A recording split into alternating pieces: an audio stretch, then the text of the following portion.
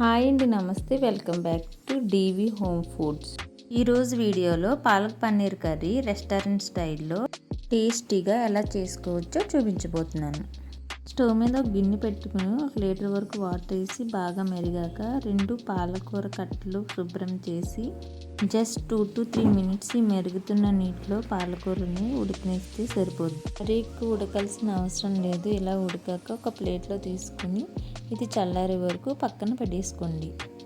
వేరొక ప్యాన్లో oil, butter వేసుకుని పన్నీర్ ముక్కల్ని క్యూబ్స్ కింద కట్ చేసుకుని ఇవి గోల్డెన్ బ్రౌన్ కలర్ వచ్చే వరకు కొంచెం పసుపు కూడా వేసి వేగనియండి.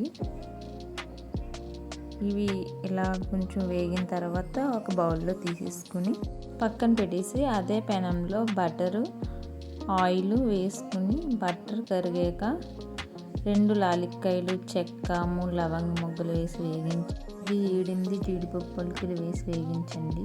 ఇందులోని కారం తగ్గట్టుగా 2 లేదా 3 పచ్చిమిర్చి చీల్చుకుని వేసుకోండి. ఇందులోనే 1 కప్పు పెద్ద సైజుగా కట్ చేసుకున్న ఉల్లి ముక్కలు, 1 కప్పు టమాటా ముక్కలు కూడా వేసి బాగా వేగనీయండి. బాగా వేగాక మూత పెట్టి ఒక 5 నిమిషాలు మీడియం ఫ్లేమ్లో మగ్గనియండి. ఇలా మగ్గిన తర్వాత తీసుకుని వీటిని పూర్తిగా చల్లారనియండి. ఇది చల్లారిన తర్వాత ఒక మిక్సీ జార్ తీసుకుని మిక్సీ జార్లోకి ట్రాన్స్ఫర్ చేసుకోండి. అలాగే ఇందులో ఉడికించిన పాలకూరను కూడా వేసుకుని ఎంత వీలైతే అంత ఫైన్ పేస్ట్లా చేయండి. ఇప్పుడు పొయ్యి మీద ఒక పెనం పెట్టుకుని 2 టేబుల్ స్పూన్ నూనె, 1 టేబుల్ స్పూన్ బటర్ వేసి ఇది కరిగాక జీలకర్ర వేయండి. అలాగే కొంచెం కరివేపాకు కూడా వేసుకోండి. ఇందులోనే అల్లం వెల్లుల్లి పేస్ట్ వేసి పచ్చివాసన పోయే వరకు వేయించండి. నెక్స్ట్ ఇందులోకి 1/2 టీ స్పూన్ పసుపు, 1 స్పూన్ కారం, సరిపడిన ఉప్పు వేసి వీటిని ఒకసారి బాగా మిక్స్ చేయండి. ఇందులో మనం గ్రైండ్ చేసి పెట్టుకున్న గ్రీన్ పేస్ట్ మొత్తం వేసేసేయండి. ఇప్పుడు అంతా ఒకసారి మిక్స్ చేసుకుని ఇది బాగా ఇలా ఉడుకుతున్నప్పుడు 1 టీ స్పూన్ జీలకర్ర పొడి, 1/2 teaspoon garam masala powder వేసుకుని ఇది బాగా కలిపేసి ఒక 10 నిమిషాలు ఉడకనివ్వండి.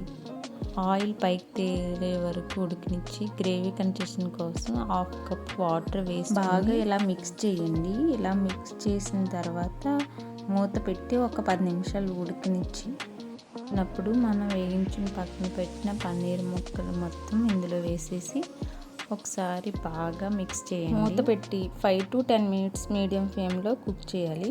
5 నిమిషాల తర్వాత 1 టేబుల్ స్పూన్ బటర్, అలాగే 1 టేబుల్ స్పూన్ దాకా ఫ్రెష్ క్రీమ్ ఉంటే వేసుకోండి. ఈ 2 లాస్ట్లో యాడ్ చేయడం వల్ల మంచి అరోమేటిక్గా రిచ్ టేస్ట్ వస్తుంది.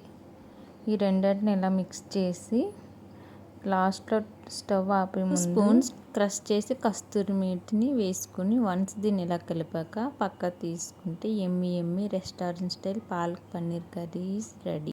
వీడియో కనుక మీకు నచ్చినట్టయితే లైక్ చేసి మీ ఫ్రెండ్స్ అండ్ రిలేటివ్స్కి షేర్ చేయండి.